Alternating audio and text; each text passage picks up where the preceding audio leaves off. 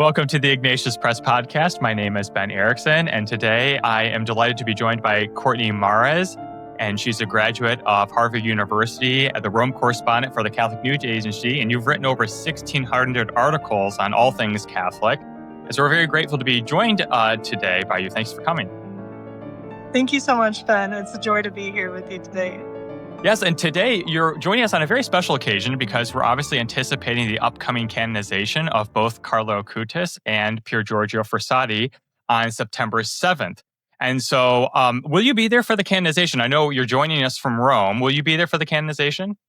Oh, I'll definitely be there. I'm a Vatican correspondent full time, so I would be there even if I hadn't written a book about Carlo Acutis, but it's so special that this canonization, this historic moment, the first canonization of Pope Leo XIV's pontificate is happening while I'm living here. I feel truly blessed to be able to be there for it. It's a great blessing. And for all of us, it's very exciting. You know, he's the two very young, very influential saints, obviously only recently within the past 100 years, have they been alive. And so we're very grateful for this historic moment. And for you, it's particularly important because, as you mentioned, you have written a book about Carlo Acutis, Saint in Sneakers. I love that subtitle. It's a great subtitle, by the way. And I recently had the joy of reading it, and it was very detailed. You know, I knew a good bit about Carlo before reading your biography on him, and it's a really excellent book. And obviously, you can purchase this book at ignatius.com. Before we go right into the kind of the heart of some of his life, and I also want to talk about Pier Giorgio, I also want to just mention Ignatius Press has a wide library of resources on Carlo Acutis and Pier Giorgio. Obviously, we mentioned your book, but we also distribute several novels and comic books published by Magnificat and Voyage Comics. So if you have parents and there's a younger audience, you might get your kids to know a little bit more about Carlo Acutis. That's a good way to do it. And then we have two biographies by Pier Giorgio as well. One written by Cristiana Saccardi and another one written by his sister, Luciana. So two biographies about Pier Giorgio, and then we also have a film that we distribute about Pier Giorgio. So there's a lot of resources. If you want to celebrate this canonization, that you can kind of turn to in this moment. So again, Courtney, thank you for joining us. I'm very excited to talk to you about Carlo Acutis, but I want to start with a question. I always think about when I die, it's kind of a morbid thought, but what are people going to say about me? How are they going to characterize me? And I think that that's usually very revealing when I go to funerals. And so I would say, as a person who studied Carlo Acutis, how would you think his friends would describe Carlo? Like, what would be like the core of who he is? Yeah, it's a really interesting question, especially for all of us to consider. And it's something I bring up actually when I speak to young people about Carlo Acutis, because he died of cancer, of leukemia, at just the age of 15 in 2006. And when you look at Carlo's life, he wasn't the top of his class. He wasn't on the varsity sports team. He wasn't the most popular kid in school. And yet here we are 20 years after his death, talking about him and his life. And years from now, people are going to be sharing the story of Saint Carlo. And I think that's because ultimately he was someone who put God first in his life and had heaven as his clear goal throughout everything he did. He said, and the root of that, the heart of it was really the Eucharist. Carlo said, called the Eucharist my highway to heaven. And he attended daily mass as both an elementary school student and as a high school student. And Carlo's friends, they remembered, there's a lot of them testified in his cause for canonization, and they remembered him as joyful, open, welcoming, and completely unafraid to be who he was. I remember finding it striking, some said they thought it was strange that Carlo went to daily mass at their age. But many also testified that Carlo was someone who was always attentive to the needs of others and the people around him, whether it was comforting a friend who was upset or reaching out to a classmate at school who'd been socially ostracized. I liked how you talked about the having Christ at the center, right? And having his Catholicism. You really can see it's integrated through every part of his being. So often as Catholics, it's tempting to be, Catholic among other things, right? And I think Carlo, you can see that that was the heart of who he was, and that influenced everything else he did, whether it was his engagements with the poor, with his friends, going to daily mass, obviously, as well. And then the Eucharist, obviously, being at the core of that, too. I also wanted to ask you, what inspired you to write this book? Obviously, this is a really influential biography about him. Why him, out of curiosity? Well, one of my favorite parts of my job as a Vatican correspondent is reporting on the lives of people who are on the path to sainthood. And I'll never forget the first time I encountered Carlo's story. It was almost 7 years ago now, Mm. when it came across my desk, and I was fascinated by the fact that there was a computer coding teenager who was born in the 1990s, loved video games and Super Mario, and had this tremendous love and devotion for the Eucharist, who was on Mm. the path to sainthood. I'd really never seen anything like it. And living in Italy, I had the opportunity to report on Carlo's beatification Mm. mass and ceremony in Assisi. And by that time, it was clear that Carlo was really capturing the attention of not just many people across the globe. I say that Carlo went viral Yeah. right after his beatification ceremony. And now that we're approaching his canonization, he's going to be the first computer coding saint in the nearly 2,000-year history of the Catholic Church. And so one of the things that did draw me to his story is that he provides an example of what holiness can look like in the 21st century. We're living in a time when Christians are still really grappling with this, and it's only gotten more challenging since Yeah. Carlo's time, because now we Yeah. have smartphones and social media and now artificial intelligence. I think our young people, they really need a heavenly intercessor who's Amen. also a techie, Yeah. um, but also someone who can show them that there's more to life than endless scrolling on a cell phone, but God calls us to something greater. And I think Carla's just such a beautiful witness to our young people that true happiness is found when you put God first. I think it's very well said. Very well said. I think that, like you said, Carlos still engaged with computers and technology and video games, but showed us how to still prioritize God. One of my favorite quotes from your book, I think it was one of his friends who said, he would play video games and he would read comic books and he would do all the things that young boys did, but he would read the Bible with greater fervor.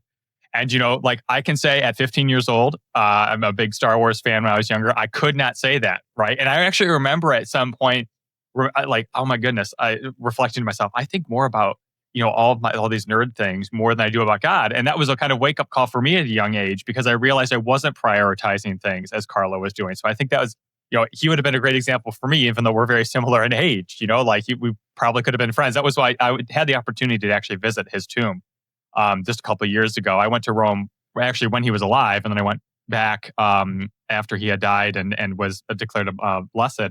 And it was very moving to go there and realize, okay, this is a person who's just a couple of years older than me. We could have been friends, and kind of reflecting on, like, this is a life well lived, and he only lived 15 years. And how am I living my life, and how do I prioritize my relationship with God versus my other things that I enjoy and my other responsibilities?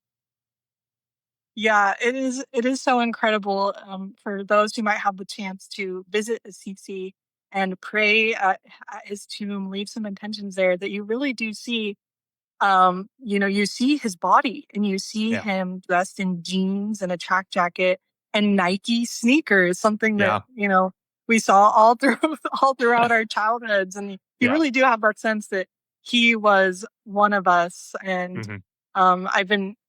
we just had the Jubilee of Youth here in Rome, and 1 million young pilgrims here. And even, members of Gen Z and current high school students, they also still feel that relatability to Carlo. That was something I was Yeah. kind of curious to talk to them about. Hmm. And he does really show us that you don't have to completely shun technology to Yeah. be a faithful Catholic, but Carlo is such a great example that the use of the sacraments and the graces they provide can help you to approach, the powerful tools that we have right now in technology in a Absolutely. more healthy and balanced way. Yeah. Well, I think as it's, we sometimes have the tendency to put saints on a pedestal, right? And they should be to a certain degree, right? They are examples. They are people that we should imitate. But then we do it in a way that kind of almost destroys their humanity and makes them more like superheroes rather than people like us. And I think Carlo and also Pier Giorgio show us that, like, no, the path to sanctity is possible, right? Like these are in many ways still very human people, but are transformed by grace. And they give us a way of what that looks like without kind of making it seem far away or distant. And I think obviously Carlo did that, but Pier Giorgio did that. I think that also really like going outside and all the, doing those sort of hikes and hunting and fishing. And so Pier Giorgio is one also that kind of resonated with me and resonates with a lot of young people. So I'm curious, I asked a similar question for Carlo, but how would Pier Giorgio's friends kind of describe him? What would be the core of who he is? Yeah. Well, Pier Giorgio was another young man from northern Italy and also a beloved patron of young Catholics since his beatification by John Paul II in 1990. Mhm. And yeah, as you mentioned, he loves sports and the outdoors, especially climbing in the Alps, but also had this Eucharistic devotion, something we can talk a bit about more Yeah. later. But sorry, Pier Giorgio Yeah. was known to be very joyful and Mhm. outgoing. You hear these great stories about how he loved to challenge his friends to a game or competition. And if he won, then his friends would have to do something spiritual, like come to mass with him or pray the rosary. Yeah. So he's another. It's just so providential that these two young men are going to be canonized together, and I can't wait to see uh, what Pope Leo XIV, what lessons he'll draw from Yes. both of these young men. As it is, as a Vatican reporter, I'm very curious. It's the first canonization of his pontificate, and how is he going to be, reflecting on the lives of these new saints and how they speak to our times? I agree. And I think Pope Leo has already started to endear himself to young people. I've been seeing a lot of that talking to some people my age and obviously younger. And so I'm curious to see, how this kind of amplifies that as well. This kind of gives him a way of revealing a different side to himself, to the young people and showing that, them that this is really possible. We're going to canonize these people. So like you said, there's a lot of providential elements to this canonization, which I'm excited about. So we could talk about a whole lot of things. And like I said earlier, you have a lot of details. I want to return to Carlo for a minute, because you have so many details in the book. And you talked about, obviously he's well known for his devotion to the Eucharist and that he was a computer coder, et cetera. But there's a lot of details in your book that I didn't know. And I want to touch on just a few of them. I can't go through all of them, but I'm hoping that this kind of spurns people to purchase your book because I think it's so well done. One of the things that really struck me was, and this is also same with Pier Giorgio, is Carlo's parents were not devout. You kind of think of like, oh, such a devout person must have come from devout parents. And at least initially, they weren't as devout. So I'm kind of curious, have you been had the opportunity to meet Carlo's mom, or, what was she like? And what do you make of this kind of such a devout kid coming from parents who weren't initially very devout? Yeah, I'll tell you, I'll never forget the first time that I met Carlo's mother. It was on the eve of the beatification of her son, and there was this big youth prayer vigil taking place in Assisi. And when I spoke to her, she had tears in her eyes, and you could tell that she was just really overcome by the emotion and the gravity of the fact that her son was being beatified. Yeah. And the next day at the beatification mass, I watched as Antonia, his mother, and Mm. Carlo's father, Andrea, carried up the relic of their son's heart and placed it on the altar of the beatification mass. And I mean, it's really just a reminder that in order to be present at your son's beatification or Yeah. canonization, which is something that's fairly rare but has happened before with St. Maria Goretti, you have to first lose your child. Yeah. Um, and so that was something that really struck me the first time I met her. Of course, in the years since, Carlo's popularity has just grown and grown, and the Acutis family has really been inundated with interview and speaking Yeah. requests. Carlo's father is working in his family's insurance business still and kind of chooses to remain mostly out of the public eye. Okay. But Carlo's mother has really stepped up to this Hmm. role, and kind of become a Catholic speaker in her own right, and really a catechist, and has been speaking so much, sharing her son's story. And she's really, when you meet her, she's really Southern Italian, was very like vivacious and talkative, It's great. and but she also, it's a gift that she also speaks English so well. So that's something that is great that she's been able to share. It's not often that we get details about the early life of a saint, Yeah. from a parent. So that's something that's really unique and so essential to Yeah. Carlo's story. Yeah. But living in Italy, it's been, when I was working on the book, was great because I was working on the book mostly, during the COVID pandemic and the years thereafter, when a lot of people weren't able to travel to Italy for Yeah. his beatification and things like that. So I was able to travel to Milan and travel to Assisi and interview, Carlo's teachers and classmates and priests and people who knew him. So that was really, really a gift to be able to do that, to help share his story in this That's book as great. well. That's awesome. What all those details show, when in reading the book. I mean, one of the things that struck me is, I mean, when I saw Carlo, I thought of actually his mom at that point, and how, I just had the birth of my first child. I can't imagine losing a child at that age. Within a week. Like he's normal to deceased. I mean, I like talk about the worst tragedy somebody could endure, but then this has become the greatest joy. What greater joy can you know that like your child is infallibly declared to be a saint by the Catholic Church, right? Like that, like there's as a parent, there's nothing greater that I would want. Like that's amazing. So just kind of, I'm sure the emotions of this great loss and this great sadness, but also this great joy of knowing that your child is in heaven. Like that's awesome. Yeah. One of the, Oh, no, no, please go. I just remembered that you asked me before about the fact that his parents weren't devout Catholics. So Yeah, I yeah, can also touch on that as well if you please. want. Yeah, it's something that many people are surprised by when, um, they think, oh, a 15-year-old is being canonized as a saint. He must come from a really devout family. But that just simply wasn't the case with Carlo. In fact, he's the one who actually brought his parents back to practicing the faith. And that's a really cool testimony.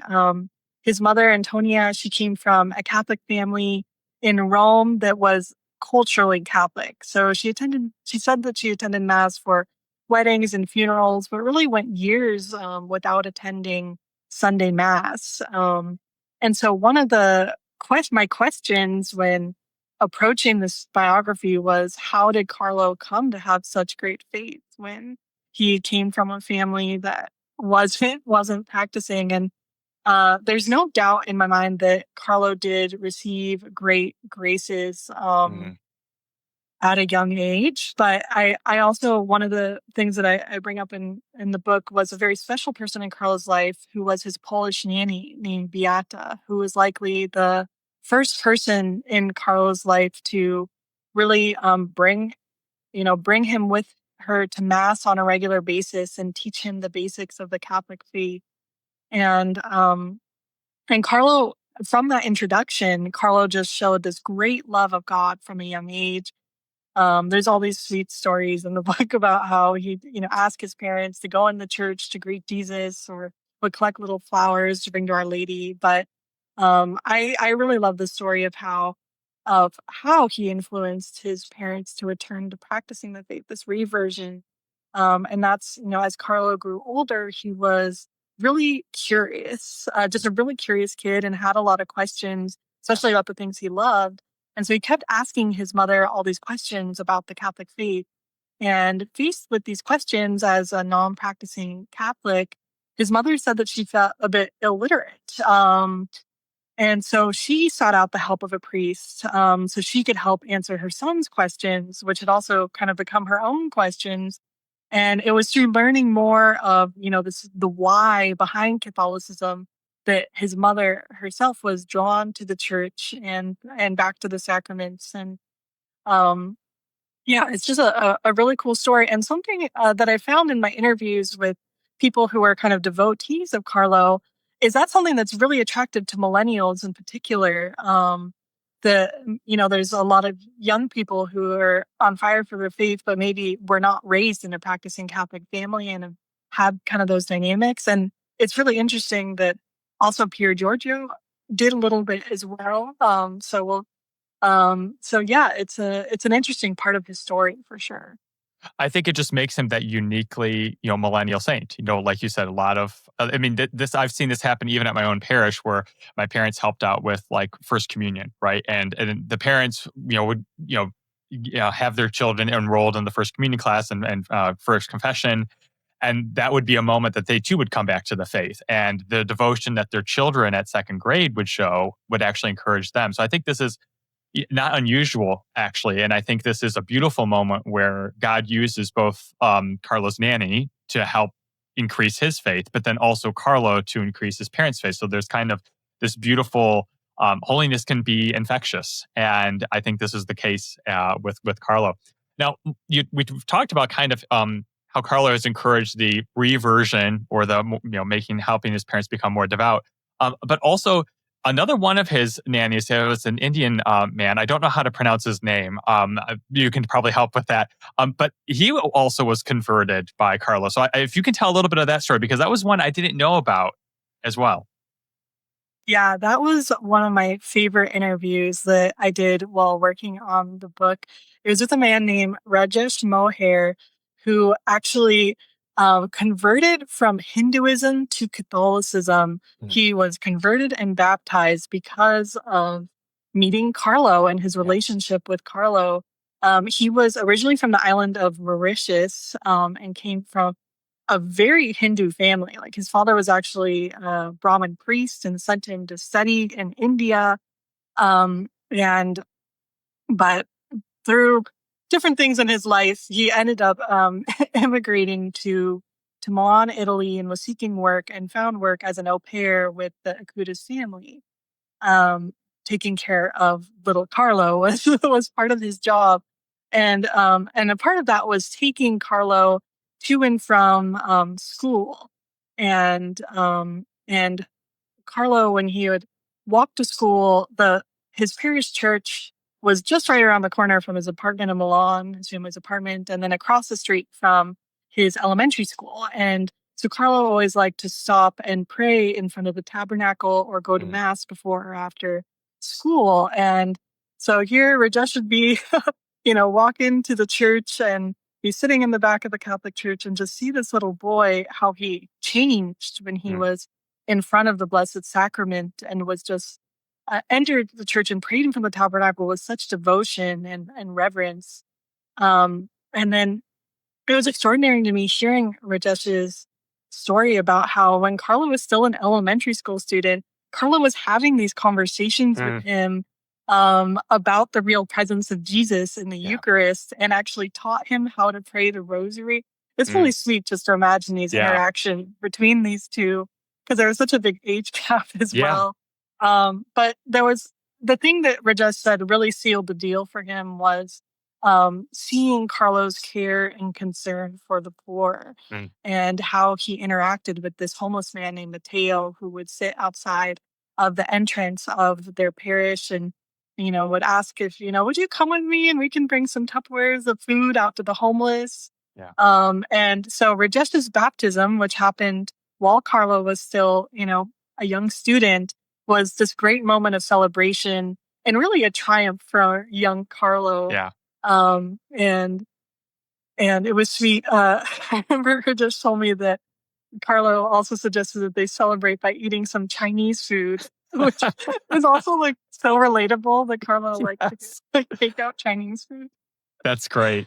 Well, Yeah. I think one of the messages well, actually, I'll ask you this question before I give you my thoughts on this, but one of the things I find very interesting about Carlo is how he has encouraged so many conversions or reversions or people to take their faith more seriously. How do you think he did that? I want to get your thoughts on that.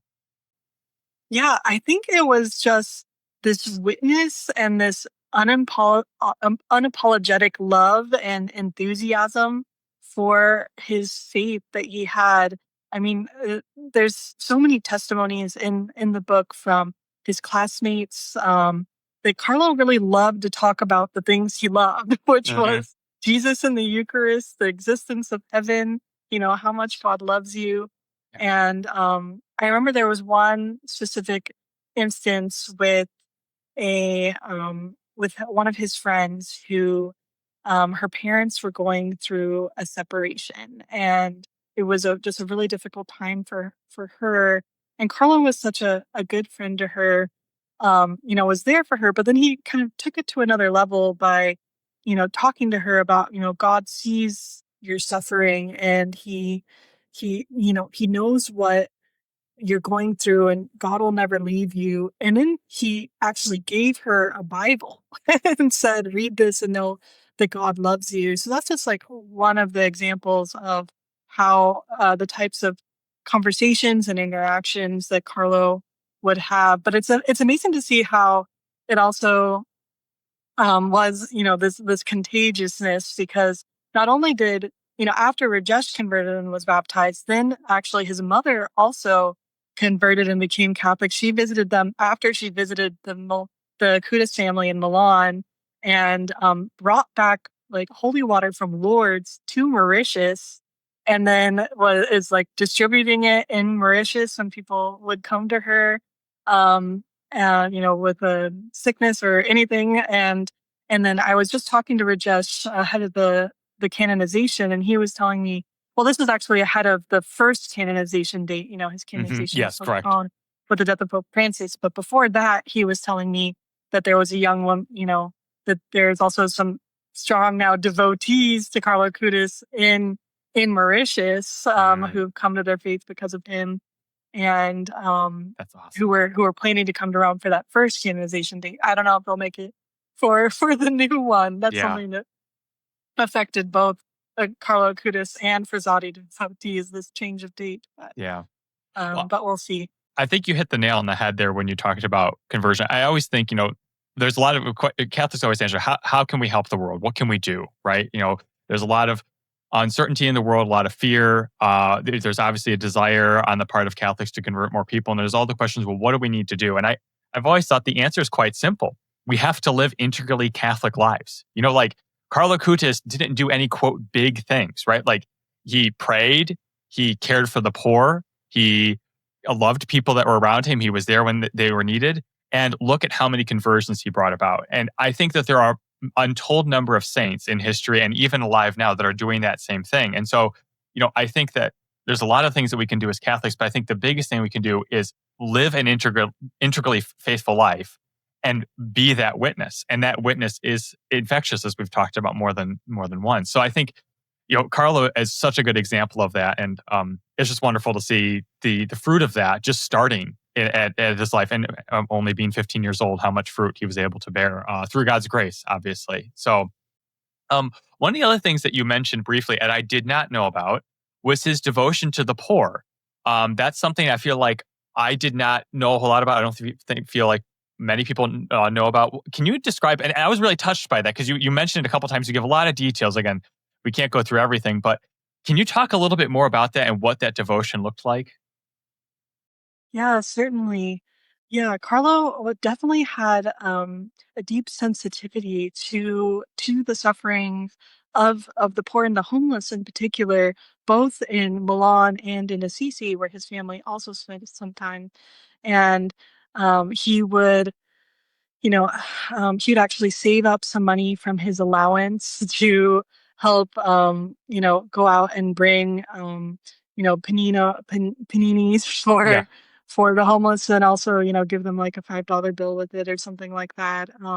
Or, um, but it even and he also volunteered at a local, soup kitchen that was run by Capuchin friars in Milan. mm, But it even started, when he was younger and had developed this Eucharistic devotion with these really sweet little things, like offering up not eating Nutella yeah, for as an offering for others. And Rajesh shared this story about one time when Carlo, he's watching Carlo, as he plays, and Carlo's like, "Come on, let's go, and maybe I can try to sell my toys, and we can give the money to the poor," yeah. and things like that. So. That's yeah, also a beautiful part of his witness and testimony. There's a lot that he gave their humanity to them too, right? He reminded them that just like us, we're human and that you're loved by God through those actions. And I think that he's such a generous soul. I mean, he came from a pretty affluent family, but he was not tied up in any of those riches and was willing to give it away, what little he had, to the poor. Like he wanted to give back to them. He wanted to show Christ to them in his conversations and engagements with them. So I thought that was particularly inspiring as well. Well, one other thing I wanted to talk about, I mean, this is kind of again, one other part that really struck me about this is how quickly he died. Like, I knew it was a swift passing. I did not know it was a week. And can you talk a little bit about that? And really, what was his reaction to that? I mean, if I, found out today, that I was going to die in a week, I don't know what my reaction would be. Probably not as positive as his, but I'm kind of curious. What were some of that week like when you were talking to his mom and some of the people that knew him? Yeah, I mean, it's really extraordinary how this aggressive cancer and leukemia, took Carlo so quickly. He had just entered his second year of high school, is the fall of 2006, and it started out as just his mother had noticed this like red spot in the corner of his eye, and he developed a fever, and they just said, "Oh, you'll take a sick day." And it's what started out as a regular sick day with Carlo being on his laptop, doing his homework, praying the rosary, typical Carlo things, quickly turned out to be much more serious. Within a few days, Carlo didn't have the strength to get out of bed. And then the, we went to the medical clinic, got the test done, and the diagnosis came back that he had leukemia, which is this, blood cancer that can lead to excessive bleeding and blood clot formation. And I think it's just one of the things that came up again and again was just how serenely Carlo accepted his cancer diagnosis. It's something that his parents and his nurses and everyone all commented on. And something else that's really interesting is that um, Carlo offered up his all of his suffering that he endured for the Lord and for the Pope, who was Pope Benedict XVI at the time, and for the Church. And he said, "I offer my suffering to the Lord for the Pope, for the Church, in order not to go to purgatory, but to go straight to heaven." And for a young boy, he had this strong belief in redemptive suffering, and that the suffering has meaning when you unite it to your own suffering, and personal sacrifices uniting it to Christ's passion on the cross. Death came really suddenly for Carlo, and it's really a testament to his sanctity, that although death came so suddenly for him, I mean, he died in less than a week of being admitted to the hospital and getting this leukemia diagnosis. That he was really ready to go. He lived his life in such a way that he was ready to go to the Father. He died he ultimately died of a brain hemorrhage caused by the leukemia. They were getting ready to fight the cancer, and then this happened. But he he was prepared to die by how he had lived his life through the daily time that he'd spent with Christ in the Eucharist. And I think, we know that he offered up his suffering for the good of the church, but um, he also understood that death was not this moment to be dreaded, but Yeah. he'd learned from Jesus, from his deep prayer and faith, how to make death this act of supreme, surrender to the Lord and self-giving love. And it's just remarkable that already at 15, Carlo Yeah. was more prepared for his death than many of us who might be twice or even three It's times his true. age, It's true. But it's because of the way he lived his life. exactly, as I was just going to say, it's just like you said, it's the way he lived his life. He was able to be peaceful in death. And that's something that's a good reminder for all of us is, if we're afraid of death, we can prepare for it now by how we live. That daily prayer, that devotion to the Eucharist, that time spent going to daily mass, that Yeah. all pay dividends to have a peaceful death and to give, I'm sure, his parents a lot of peace. Obviously, he wasn't declared a saint at that time, but I'm sure that gave him peace at that moment as well. Um, One other question that I had, and I didn't know the answer to this. Why is his body buried in Assisi? I know his family has it seems like a property out there, but I didn't know how that came about that he was buried in Assisi. Yeah. He was not originally buried in the CC. Okay. He was actually originally buried in a family plot outside of just northeast of Turin, where his father's family's from. But was later moved to a cemetery in Assisi in part because during Carlo's last meeting with his spiritual director, he said that Assisi is the place where he felt the happiest. And um, the family, as you all know, Europeans love to take, summer vacations. And for the Acutis family, they frequently spent their summer vacation in August in Assisi. And Carlo just loved it there because of this. If you've ever been to is a place of just such spiritual richness. It's the hometown of St. Francis and St. Clare, and it's just filled with religious, but it's also such a peaceful place and has tons of opportunities for Eucharistic adoration, prayer, Vespers, the Mass, what have you. So Carlo loved it, but he also loved, going out in nature and going on hikes with his dogs in the hills and things like that. And so then the decision was made, once he was beatified, that his tomb was moved to the Church of St. Mary Major in Assisi, where, as you mentioned, now you can actually go and view his body and pray there. And they've been getting so many, so many pilgrims during this Jubilee year.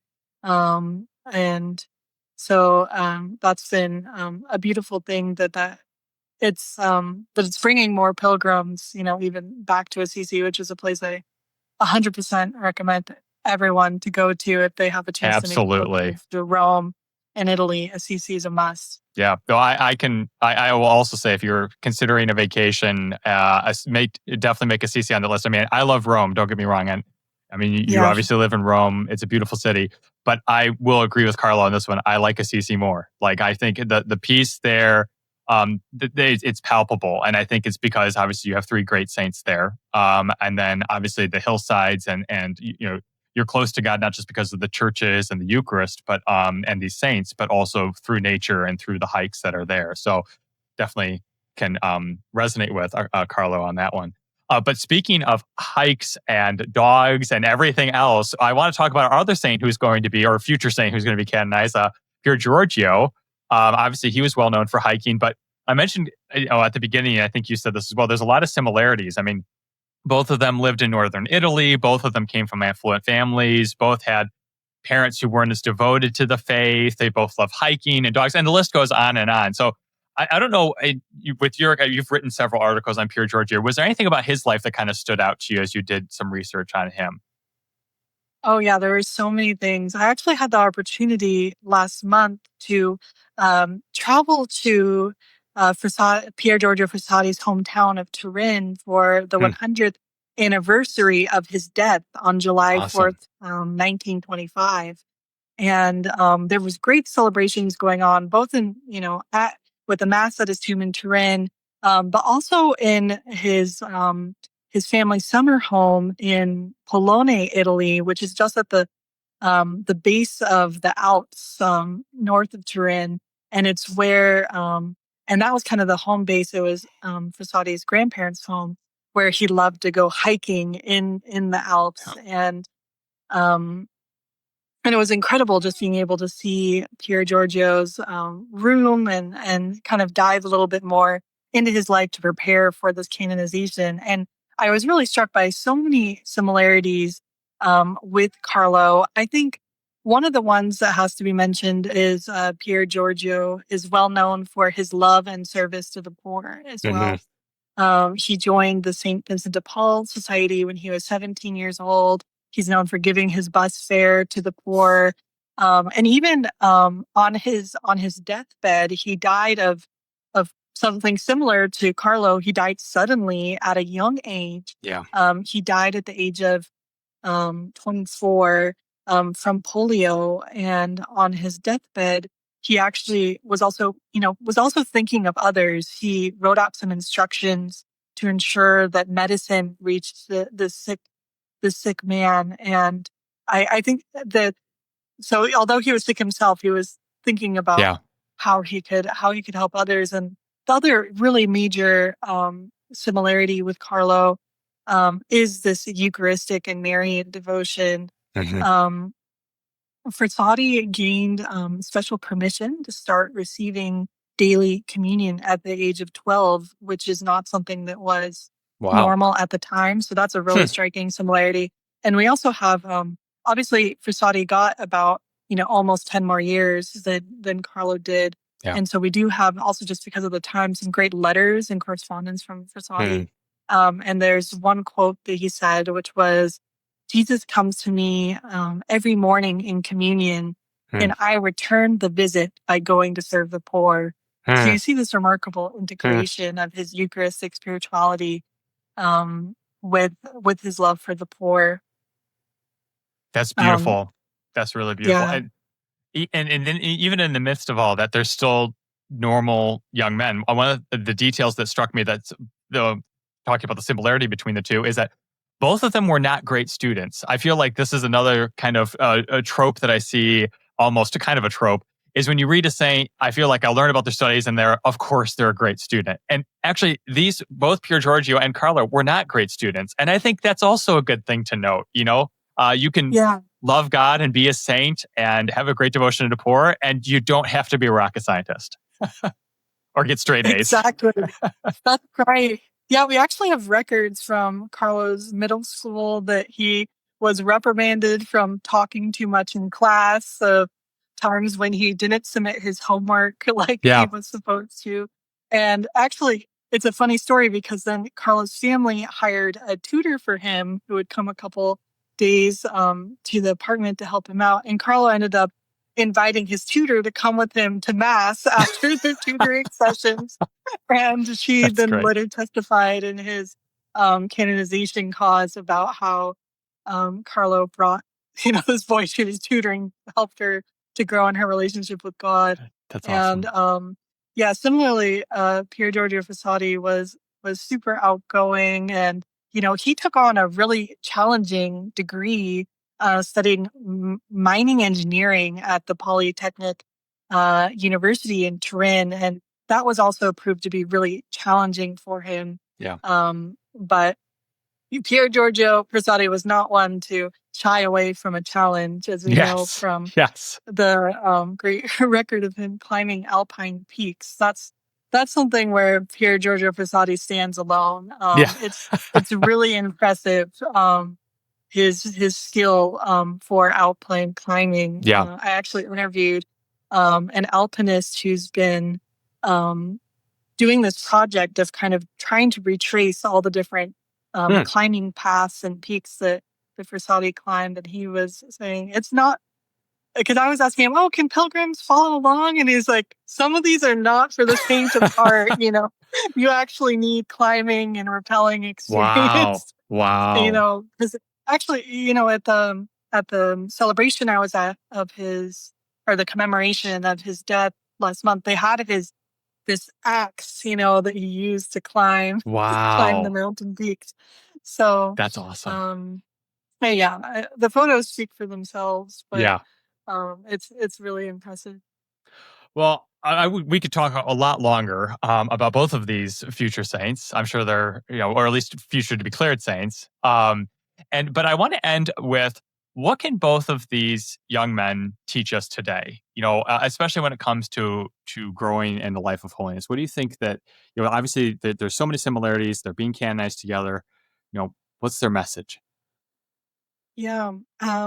Well, Carlo Acutis and Frassati are both such great examples of living out lives of holiness and heroic virtue in everyday life. Yeah. You know, Carlo's story is a story of a really spiritually rich life lived as an ordinary kid, which is why he's such a great role model for kids and teens today. he showed us that holiness is possible right where you are. As an elementary or high school student, you can encounter Jesus in the Eucharist and share his love with others while continuing to taking parts in the normal parts of childhood, lacing up your sneakers, playing outside, watching movies. And I think the canonization of Carlo Acutis and Pier Giorgio Frassati together really underlines this message that all of us are called to use our unique gifts for the glory of God in our everyday lives. And that's true whether you're coding a website or climbing a mountain peak. Yeah. I think that's very well said. So thank you for ending on that note, because I think it's just very, very well said. And it's been a joy to have you. So thank you, Courtney, for joining us. Again, I want to encourage everybody to purchase her book, Carlo Acutis, A Saint in Sneakers. Also check out on Ignatius Press. You can see all of the comics that we provide through Magnificat and Voyage comics about Carlo Acutis, and then the 2 biographies that I mentioned earlier about Pier Giorgio, one even written by his sister, and then obviously the movie on about Pier Giorgio. So celebrate this big canonization for the church. This is an exciting moment for all of us as Catholics, particularly us young Catholics, and may they intercede for us, and may we all imitate them in this life and join them in the next. So thank you again, Courtney. It's been great to have you. Thank you, Ben.